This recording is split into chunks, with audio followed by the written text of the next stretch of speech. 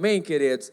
E para nós encerrarmos esse tempo de jejum, hoje nós vamos ministrar uma palavra que está aí na sua revista. Se puder colocar o tema da palavra aí também, a projeção, por favor. Coloca o tema aí, Gabriel, da palavra.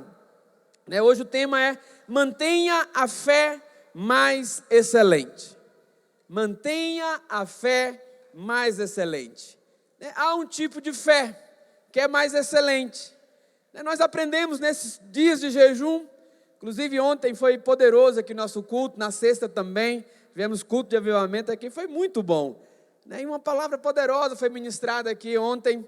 E uma coisa que nós aprendemos é que nós já temos fé. Você já tem fé. A Bíblia diz que se você tiver fé do tamanho de um grão de mostarda, essa fé já é suficiente para transportar montes. Nós já temos fé. Então nós somos os crentes. Quem é crente aqui? O que significa ser crente? Aquele que crê. Antigamente ser crente era uma palavra pejorativa. Ih, lá vem o crente. Ih, olha lá o crente, olha os crentes lá. Ó. Era algo negativo, mas acredite, não, é positivo para nós. Porque nós somos daqueles que crê, diga amém. Nós não andamos por festa, por vista, mas andamos pela fé. Nós somos daqueles que creem, por isso somos chamados de crente. Então nós já temos fé. Mas acredite, há uma fé mais excelente.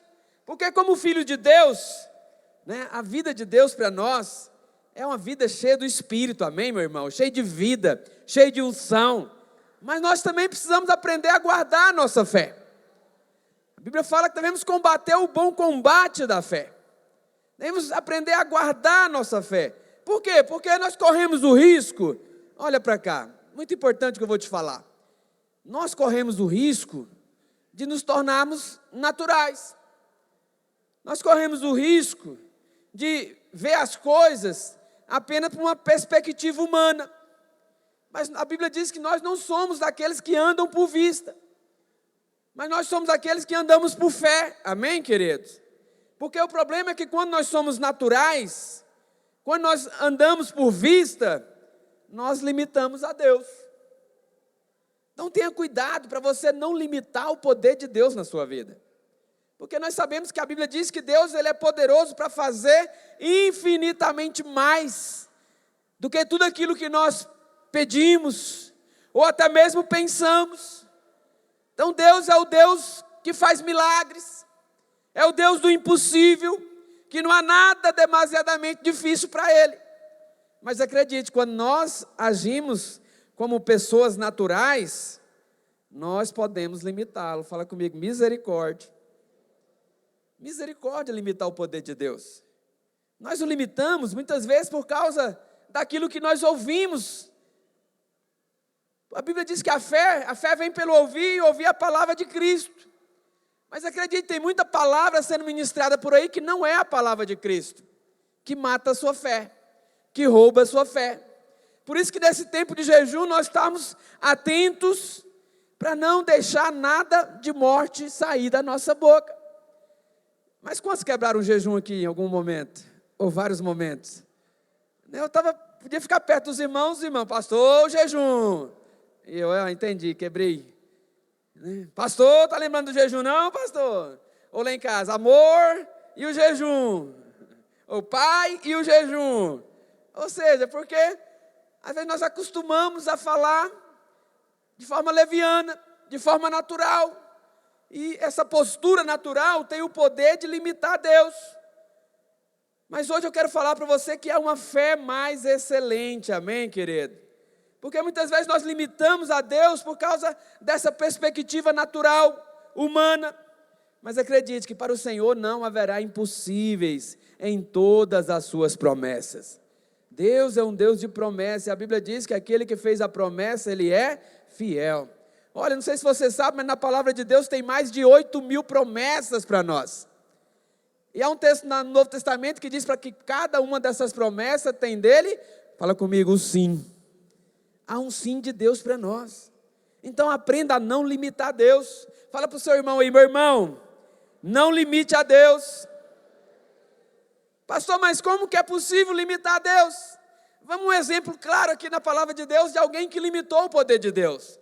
Lá em Juízes, capítulo 1, no versículo 19, olha o que a Bíblia diz a respeito de Judá. Juízes 1,19 diz assim: O Senhor Deus, põe na RA aí, muda a linguagem para RA, por favor, está na linguagem de hoje. Isso, esteve o Senhor com Judá, e este despovoou as montanhas, porém não expulsou os moradores do vale, porquanto tinham carros de ferro. Olha que interessante, o texto diz que o Senhor estava com Judá. Não é maravilhoso saber que o Senhor está contigo? Você sabia que o Senhor está contigo? Ele está contigo. Por mais que tem dias que você fica pensando lá, será que Deus me abandonou? Isso é fake news do inferno. Deus jamais te desampara. Ele está com você todos os dias até a consumação do século. Inclusive, um dos nomes dele é o Emanuel. Emanuel quer dizer Deus conosco. Não é Deus com os outros, é Deus conosco. Ele está com você. Ele habita em você, amém? Então o texto aqui diz que o Senhor estava com Judá. Só que interessante que logo aqui diz, nós lemos que ele não conseguiram expulsar os inimigos que estavam ali no vale, porque eles tinham um carro de ferro.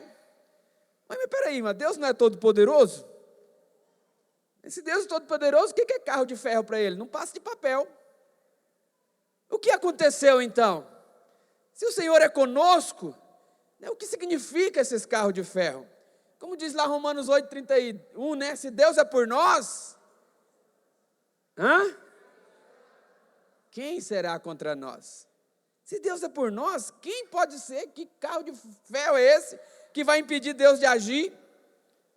Esses carros não passariam de papel, que seriam despiçados pelo vento. Interessante que a Bíblia diz que Golias ele estava revestido ali numa armadura de bronze. Mas a Bíblia fala que bastou uma pedrinha atirada por um adolescente no meio da testa dele.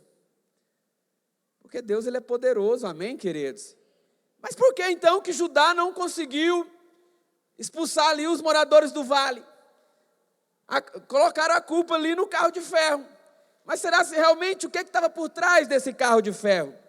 Então, para isso, precisamos voltar, para entender o que aconteceu. Precisamos voltar no início do capítulo 1 aí de Juízes.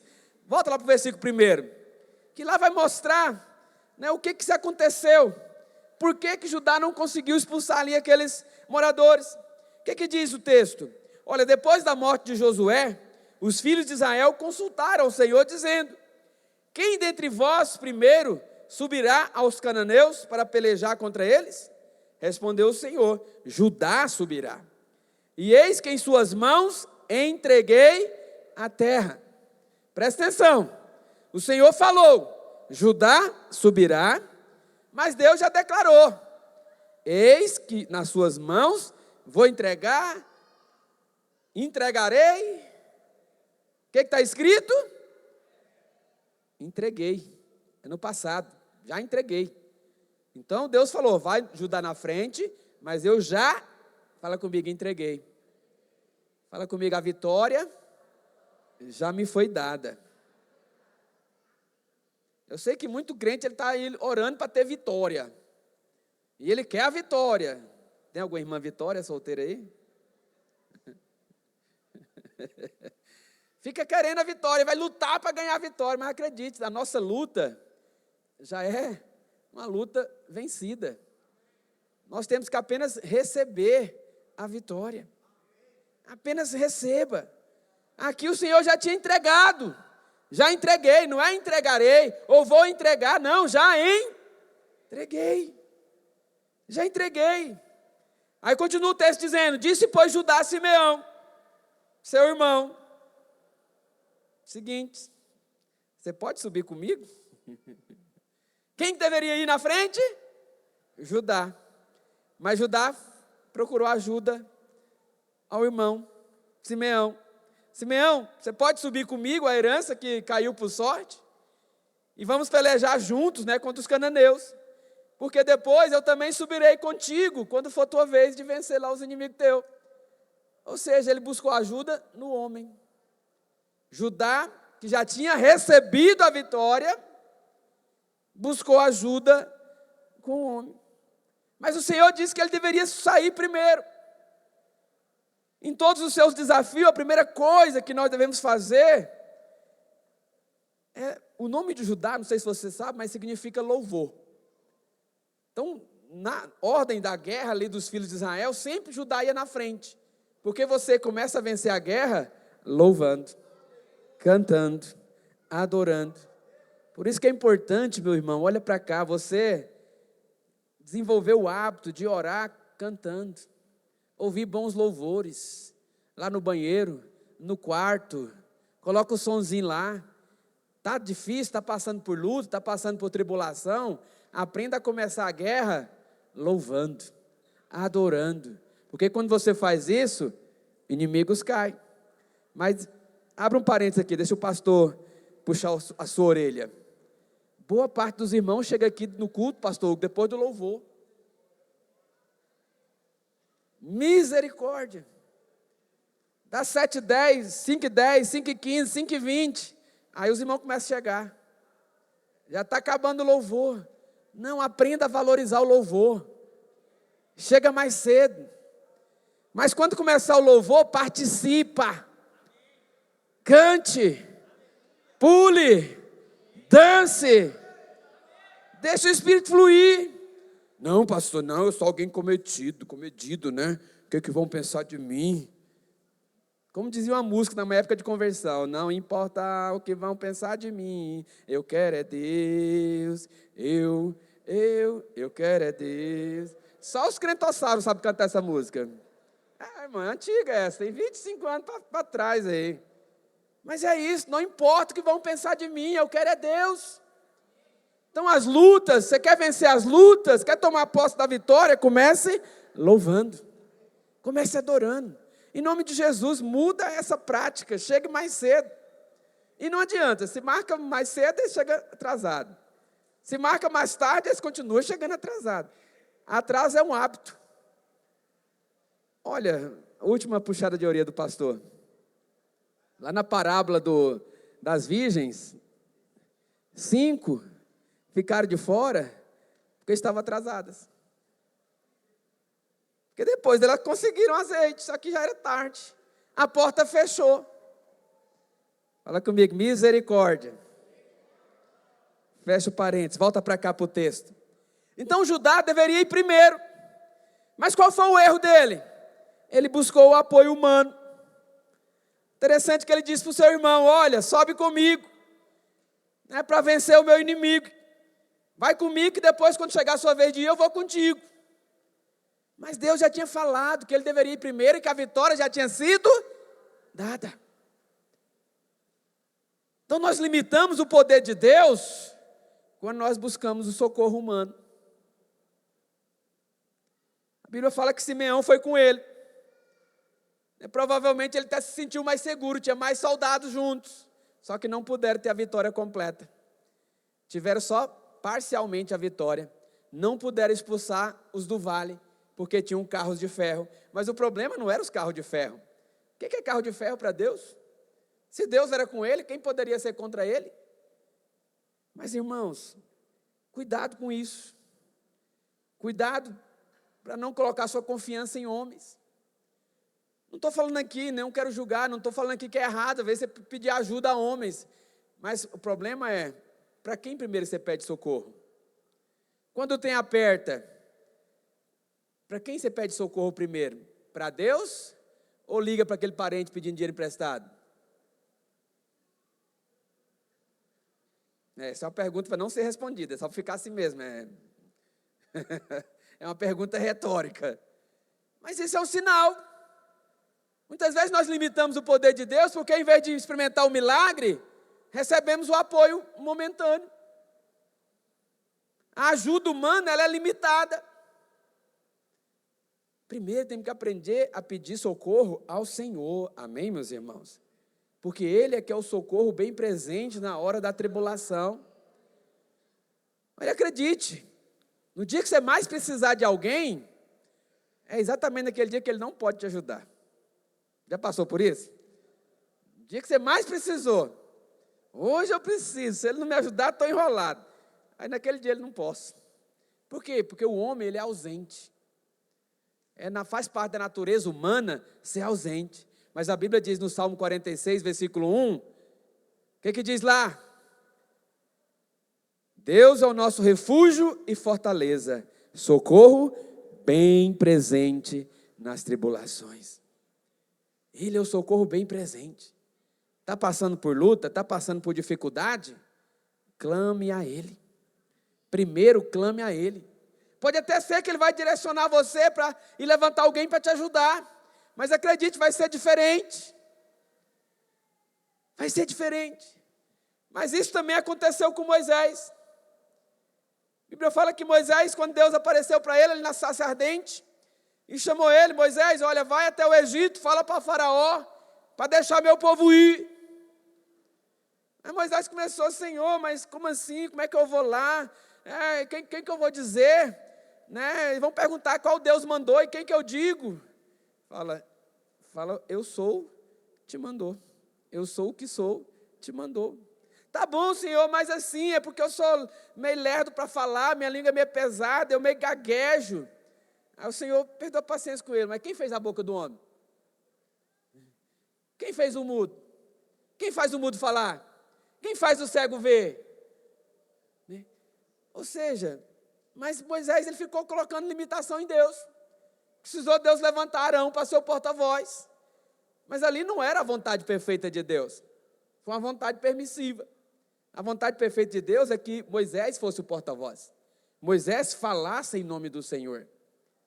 Às vezes nós corremos esse risco de querer buscar ajuda humana. Não estou dizendo aqui que você não deve receber a ajuda de outros. Mas a questão é, quem que é o primeiro a ser buscado? O que eu estou dizendo é que nós devemos falar com o Senhor primeiro, amém, queridos? Peça a direção de Deus antes de pedir conselho para os outros. A Bíblia fala que na multidão dos conselheiros há sabedoria, mas acredite, antes de pedir o conselho do homem, peça de Deus. Ore a Deus. Experimenta orar antes de qualquer decisão. Porque às vezes nós chegamos em encruzilhadas, não sabemos o que fazer, não sabemos qual caminho seguir, não sabemos qual decisão tomar. Então nessas horas, ore. Peça ajuda ao Senhor. Peça o socorro, porque Ele é o nosso socorro bem presente na hora da luta, na hora da dificuldade, amém, queridos? Então tenha cuidado para não limitar o poder de Deus, porque quando nós deixamos o Senhor de lado e buscamos ajuda humana, limitamos o poder de Deus. Esse foi o erro de Judá. Judá deveria ir na frente, deveria ir sozinho, a glória seria maior. Mas talvez ele olhou para o seu exército ali da tribo, achou pequeno. Eu acho que é poucos. É melhor pedir ajuda. Só que esse foi o erro dele. Apesar de ter conseguido mais soldados, talvez dobrou o número de soldados, mas mesmo assim não foi suficiente. A vitória foi parcial. Não puderam expulsar os inimigos do vale, porque deixou de confiar no Senhor. Então, quando nós deixamos de confiar no Senhor, nós deixamos de desfrutar do milagre completo. Aprenda a confiar em Deus. Aprenda a buscar primeiro a Ele, amém, queridos? Interessante que lá em Hebreus capítulo 11, nós temos ali a descrição do hall da fé, Conta ali a história de muitos homens de Deus, que são chamados ali de heróis da fé. E o texto começa com uma pergunta, Hebreus capítulo 11, versículo 32, projeta para mim, o que diz lá? E que mais direi? Hebreus capítulo 11, versículo 32. E que mais direi? Certamente me faltará tempo, o tempo necessário para referir o que há a respeito de Gideão, de Baraque, de Sansão, de Jefté, de Davi, de Samuel e dos profetas, os quais por meio da fé subjugaram reinos, praticaram a justiça, obtiveram a promessa, fecharam a boca de leões, extinguiram a violência do fogo, escaparam ao fio de espada, da fraqueza tiraram força, fizeram poderosos em guerra, puseram em fuga exércitos de estrangeiro, amém, queridos? Interessante esse texto. E aqui é o hall da fé, o hall dos heróis da fé, na palavra de Deus, homens que foram ali, grandes homens de Deus, homens que tiveram fé. Mas interessante que a Bíblia, nós temos que ler a Bíblia e prestar atenção em todos os detalhes. porque não há detalhes insignificantes na Bíblia. E o texto aqui ele vai mencionar alguns homens de Deus, e interessante que ele menciona não na ordem cronológica dos fatos, mas ele inverte, porque aquele que é primeiro ali, todos eram heróis da fé, amém, queridos? Todos eram homens de fé, senão não estava aqui nessa lista, mas a ordem importa, esse detalhe da ordem importa, porque esses homens não estão colocados ali em ordem cronológica. E por que disso?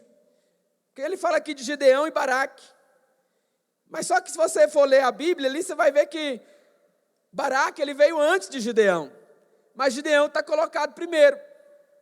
Então, cronologicamente falando, Baraque veio antes de Gideão, mas aqui o texto citou Gideão primeiro.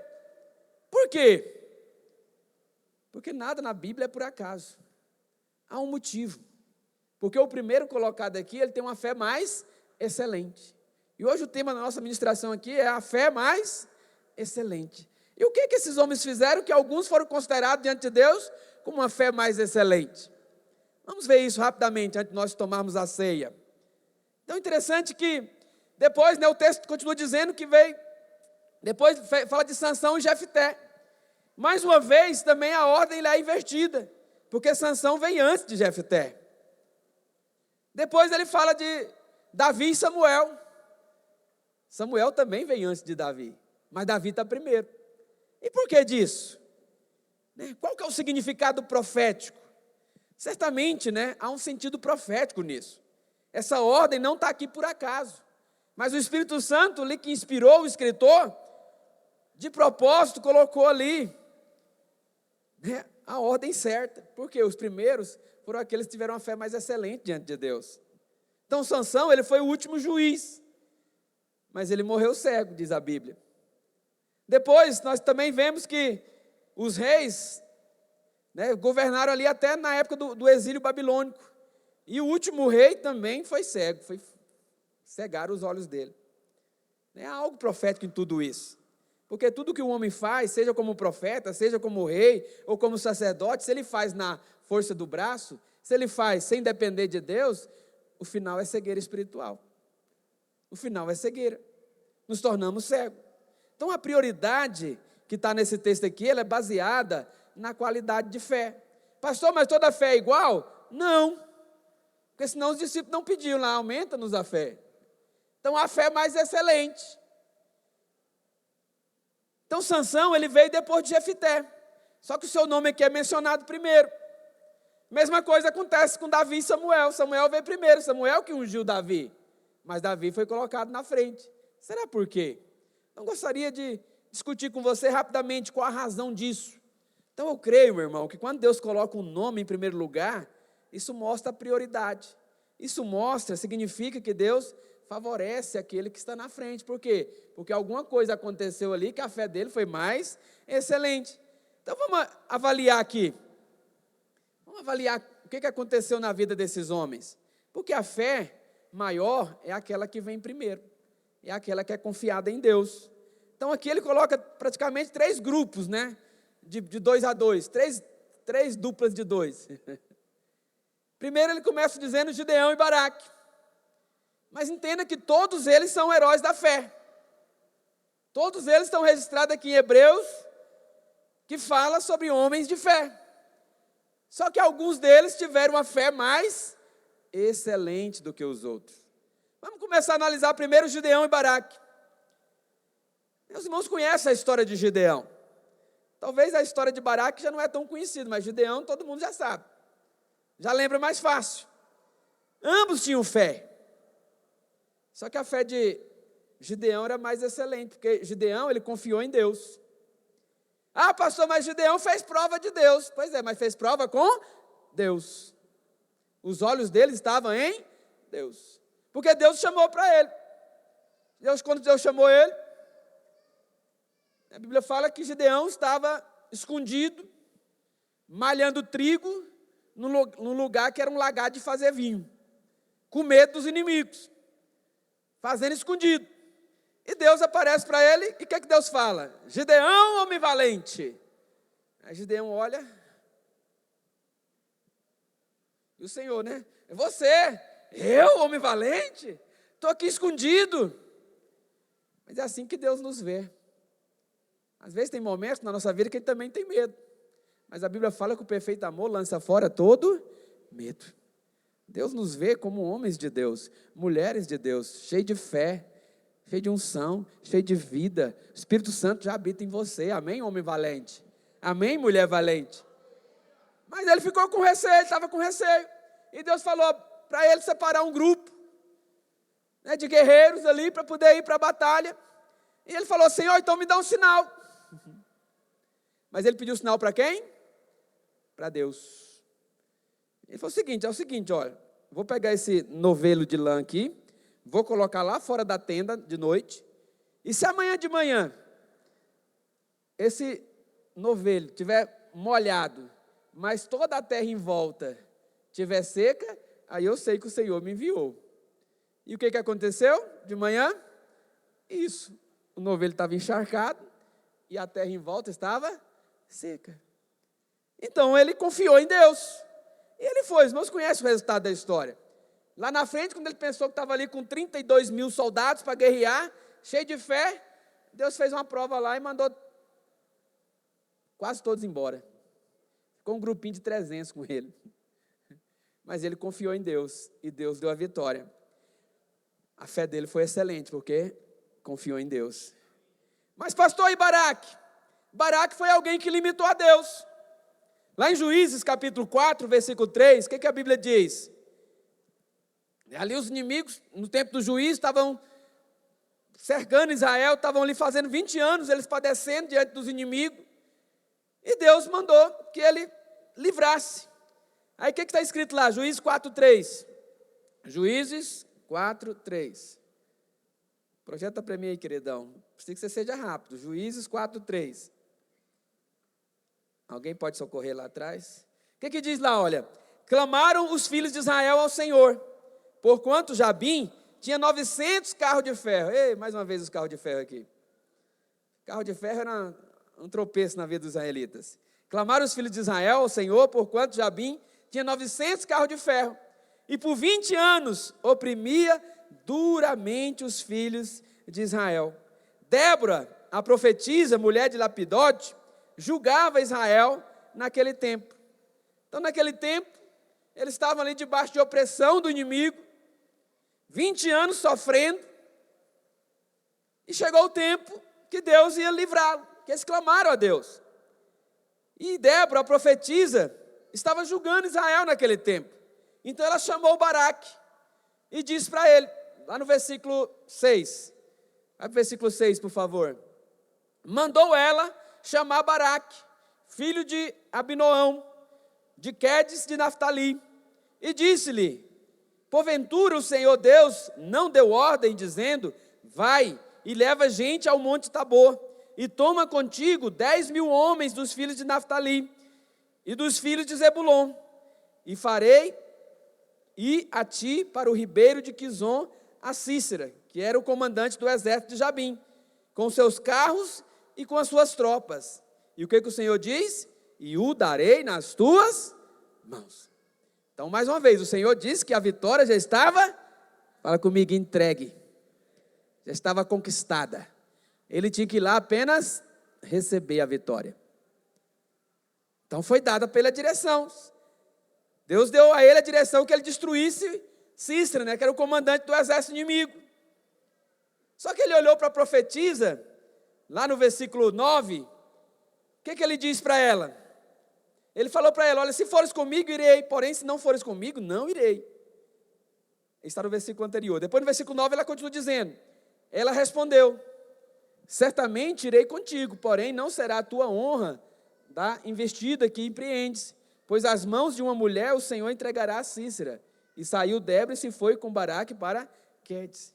Olha aqui o contexto. Deus falou para ele: vai você, leva o exército, que eu já entreguei o inimigo nas tuas mãos. Mas ele falou: olha, Débora era profeta, era juíza. Se você for comigo, eu vou. Se não for, não vou. Ou seja, ele acreditava mais na mulher do que em Deus. acreditava mais na companhia da profeta do que aquele que levanta o profeta. E por causa disso ele limitou a Deus. Ele ia ter a glória de ter vencido um exército muito mais forte que ele. Mas nós conhecemos a história. Ele não conseguiu derrotar, esse comandante fugiu. E foi parar na tenda de uma mulher, que depois enfiou uma estaca na cabeça dele. E a mulher que saiu com a honra de ter conquistado, porque Baraque limitou a Deus. Então, quando nós limitamos a Deus, a nossa fé não está excelente. Depois, a Bíblia continua dizendo, o texto lá de Hebreus 11 continua falando, fala também sobre Sansão e Jefté. Na cronologia bíblica, Jefté veio antes, mas Sansão foi colocado primeiro. Sansão é um herói diferentão. Quem gosta de filme de super-heróis? Mas tem alguns heróis que ele é esquisito, né? É todo estranho. Tem herói que é estranho. Ele foge ali do esquadro dos filmes. Sansão é um desses. Era um herói, mas que aprontava muito. Alguém que foi chamado por Deus, mas era alguém que vira e mexe, cometia umas coisas lá que a gente fica assim, não é crente não. Esse aí não é crente não. Mas interessante que aqui no hall de heróis da fé, ele está sendo nomeado como alguém que tinha uma fé excelente. A Bíblia diz em determinada ocasião, não vai dar tempo nós lermos aqui, mas ele, com uma queixada de jumento fresca, ele matou 1000 inimigos. E a Bíblia fala que os inimigos ficavam sem saber de onde que vinha a força dele. Então, para isso, Sansão não era alguém forte, grandão, musculoso. Devia ser alguém raquítico, assim como eu. E as pessoas olhavam assim, pastor Aldo, para nós baixinhos, de onde vem tanta força? Eu sei que alguns filmes que você assiste Sansão, você vê o cara grandão, fortão. Mas não era. Por quê? Porque os inimigos não sabiam de onde vem a força. Se o cara era grandão, fortão, ele é forte porque tem o muque dele é da grossura do pastor Luiz. A Bíblia fala que uma queixada de jumento, ele feriu 1000 inimigos. Mas interessante que Sansão, ele tinha um voto com Deus. Ele era nazireu. Nazireu era alguém que era consagrado, não podia tocar em morte. E ali ele tocou em morte. Eu nunca me esqueço disso, pastor André, porque na primeira vez que eu li de célula, fui levar a palavra para a célula, minha primeira vez. Li em treinamento, fui levar a palavra para a célula. Aí fui ministrar sobre Sansão. Aí eu fiquei a célula inteira falando, porque Sansão, o narizeu, ficava o tempo inteiro narizeu, e o líder rindo e não me falava nada. Aí no final da célula me chamou aqui, Luiz, é o seguinte, não é narizeu é quem tem nariz grande. Ele era nazireu. Nunca mais esqueci, minha primeira vez que ministrei numa célula. Empolgado, falando ali, chega espumava, mas falando tudo errado. Deus é bom, amém, queridos? Deus é bom. Mas interessante que no final ele diz, Senhor, tu me deste esse livramento. Então ele sabia que aquela força não era dele, vinha de Deus. Aquela força vinha de Deus, e ele deu glória a Deus. E porque ele deu glória a Deus, a Bíblia fala que a fé dele era excelente. A fé dele era excelente. Interessante que Sansão era alguém que desfrutou da graça de Deus, mesmo no tempo ainda antes da graça. Porque ele não poderia ali tocar em morte, mas mesmo assim recebeu o milagre. Por isso que eu falo, ele era um herói diferentão, Paulo. Fazia umas coisas que não estavam no script. Que aos nossos olhos naturais, ele falou, não é crente não isso aí. Misericórdia, irmão, não faz isso. Mas ele foi aprovado diante de Deus. Deus fez grandes coisas através dele. Por isso que ele está na frente de Jefté. Pastor Jefté, o que aconteceu com Jefté? Por que Sansão foi colocado acima de Jefté? Já que na cronologia Jefté veio primeiro. Porque a Bíblia diz, irmão, só resumindo a história aqui, Jefté era alguém, era filho de uma prostituta. Mas mesmo assim foi usado por Deus. Significa que nosso passado não interfere naquilo que Deus pode fazer na nossa vida. Não importa nosso passado, não importa nosso pedigree, Não importa, né, a nossa raça, não importa de onde viemos, Deus é poderoso para fazer grandes coisas através de nós. Grandes coisas. Só que esse homem, chamado Jefté, chegou um dia que ele foi, né, levantado ali para poder guerrear contra os inimigos. Só que quando ele foi guerrear contra os inimigos, ele fez um voto ao Senhor. Está lá em Juízes, capítulo 11, versículo 30. O que diz lá? Ele falou que ele fez uma troca com Deus. Ele falou, fez um voto ao Senhor e disse: se com efeito me entregares os filhos de Amon nas minhas mãos, avance. Quem primeiro da porta da minha casa me sair ao encontro, voltando eu vitorioso dos filhos de Amon, esse será do Senhor, e eu oferecerei em holocausto. Ou seja, mais uma vez, Deus falou, vai lá guerrear porque a vitória é sua. Mas ele fez um voto, fez uma troca com Deus. Se o Senhor me der a vitória, eu vou te dar o primeiro que sair da minha casa. Mas qual foi o problema? Quem foi o primeiro que saiu da casa dele? A sua filha, a sua única filha. Só que ao contrário do que muitos dizem, ele não matou a filha dele, porque Deus não aceita sacrifícios humanos, amém? Mas se você continuar lendo o texto, vai ver que ela não se casou. Ela não foi possuída por nenhum varão. Ficou para a titia. Misericórdia. Mas acredite, aquele que vive na graça, ele não precisa fazer voto. A Bíblia diz que Deus não se agrada de voto, você não deve fazer voto. Porque uma vez que você fizer, você tem que cumprir, mas Deus não pede voto. Mas o religioso sempre propõe voto. Porque ele relaciona com Deus baseado em troca. Cuidado com votos. Filhos não precisam de voto. Peça ao Pai. E creia que quem pede, recebe. Mas já viu que nós somos tentados a fazer voto? Cuidado com o voto de tolo. Se o Senhor fizer isso na minha vida, nunca mais eu vou fazer tal coisa, nunca mais vou beber Coca-Cola, nunca mais não sei o quê. Aí depois, pastor, me ajuda, eu fiz um voto. E aí? Tolo. Deus não quer voto seu. Você não tem que fazer troca com Deus. Deus, as bênçãos dele é cara demais para você poder comprar. E acredite, ele é rico demais para precisar te vender. Por isso que ele dá de graça. Fé mais excelente é aquele que pede sem merecer. Mas acredite, tem gente que faz fé, ele tem um voto, ele tem fé no voto e até recebe. Mas essa fé está em um nível inferior. A fé excelente é aquele que não faz troca. É aquele que pede. Sabe quando você honra a Deus? Naquele dia que você sabe que você menos merece, que você não fez por onde mesmo. Porque no tempo do jejum, aí fica fácil. Eu jejuei, pastor, 60 horas. Estou até assim meio zen. Estou até leve. Aí você tem fé para chegar diante de Deus e pedir. Porque na cabecinha religiosa é quase que uma troca. Troquei o meu jejum pela bênção. Mas você quer honrar a Deus de verdade? Sabe aquele dia que você aprontou todas, que todo mundo te humilhou, que todo mundo brigou com você? Aquele dia que você não está merecendo nada? Peça ao Pai. Peça a Ele.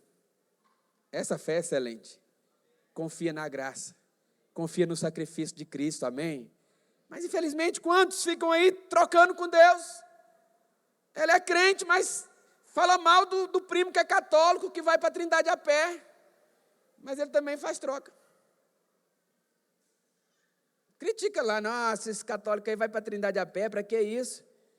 Mas nossas orações são a mesma coisa, só muda o material da troca. E às vezes, pasmem, o católico consegue mais favor diante de Deus do que o crente. Por quê? Porque o católico ele vai de a pé, paga um preço danado, 17 quilômetros, não é isso? Quem já foi aí? Eu já fui. Na dispersação passada eu fui. Você foi de carro? Não, eu fui de a pé. Só que o católico, ele vai de a pé, faz o calo no pé, e ele fala, está pago. Estou em paz. Até o ano que vem, estou em paz com Deus. Eu tinha um primo que era assim, pastor. Eu fui com ele. O bicho era, pensa num pau torto. Era pior do que você imaginou. O bicho era complicado. Mas ele ia para a Trindade, paguei meus pecados do ano, Estou em paz com o lá de cima até no ano que vem. E ia viver a vida dele, meu irmão. Mas quantos crentes que não dura nem uma semana, já está lá debaixo de condenação de novo. Então, antes de você criticar o católico, antes de você criticar o espírita que está trocando a bênção por uma caridade, observe se nós também não estamos fazendo voto com Deus, fazendo troca com Deus. Não faça troca, apenas se aproprie. A vitória já é sua, a bênção já foi te entregue. Tome posse dela, amém, queridos? Por último, para a gente encerrar, a Bíblia fala também de Samuel e Davi. Pastor, mas é possível achar defeito em Samuel? Um homem de Deus. Samuel foi um grande homem de Deus na sua geração. É o maior dos profetas de Israel. O maior dos juízes de Israel. Mas a Bíblia fala que ele cometeu um grande erro, que foi colocar os seus filhos na liderança. E os meninos eram complicados. Os meninos aprontavam. Tinham um mau testemunho. A Bíblia diz lá em 1 Samuel, capítulo 8, versículo 1, diz assim, olha, tendo Samuel envelhecido, constituiu seus filhos por juízes sobre Israel. O primogênito chamava-se Joel, e o segundo Abias, e foram juízes em Berseba. Porém, seus filhos não andaram pelos caminhos deles, antes se inclinaram à avareza, aceitavam suborno, pervertiam o direito. Eram os juízes de hoje. Misericórdia. Eram terríveis. Interessante que Davi ele não colocou os seus filhos em posição de governança. Um até tentou, mas tomou a força. Absalão, perdão. Mas ele não fez isso. Ele não fez isso. Mas a Bíblia fala que Samuel envelheceu. Samuel caducou. Fez o que não devia. Interessante que de outro idoso que a Bíblia fala é de Caleb. A Bíblia fala que Caleb, aos 85 anos, ainda era jovem. Ainda tinha uma força. Porque confiava no Senhor. A Bíblia fala que quando terminou a divisão da terra ali, ele já com 85 anos, escolheu os montes. Escolheu o lugar mais difícil. Os inimigos que eram gigantes. Porque ele sabia que aquele que fez a promessa é fiel. E a Bíblia fala que ele disse, olha, tal qual eu tinha minha força quando eu tinha 40 anos atrás, 45 anos atrás, tal qual a minha força agora. Para subir e para voltar. Porque ele sabia que o Senhor estava com ele, amém, querido? Então nós somos renovados quando nós confiamos em Deus. A fé mais excelente é aquela que confia em Deus. Hoje é um tempo, nesse tempo de jejum, é um tempo de nós, de fato, estarmos mais sensíveis ao Espírito agir no nosso meio. Nós não confiarmos em homens, não confiarmos na força humana. Aprenda primeiro a buscar o Senhor, porque Ele é quem nos dá a vitória. É Ele que nos dá a vitória, amém, querido? Então a excelência da fé, a fé excelente, é aquela que olha para Ele, que olha para o autor e consumador da nossa fé, que é Cristo. Quero convidar você a se colocar de pé, nós vamos ceiar, vamos encerrar o nosso tempo de jejum hoje, com essa convicção que o Senhor tem para nós uma fé excelente. E uma fé excelente é aquela fé que confia no Deus Todo-Poderoso. Nossa confiança tem que estar nele, amém, querido? Vivemos pela graça, não tem que trocar, não tem que buscar ajuda humana, mas nosso socorro vem do Senhor. Queria chamar os pastores para subir aqui para ministrar a ceia. Nós vamos ceiar. Nesse momento vamos participar da mesa do Senhor, da mesa do Rei. É um privilégio para nós podermos estar na mesa do Rei. Mas esse é um tempo também que eu quero que você, antes de nós ceiarmos, que você vai agradecer ao Senhor por esse tempo de jejum. Quantos aqui já receberam alguma das bênçãos aí dos seus alvos de oração? Alguém já recebeu? Depois, se você quiser, mande para mim o escrito, qual foi o seu testemunho.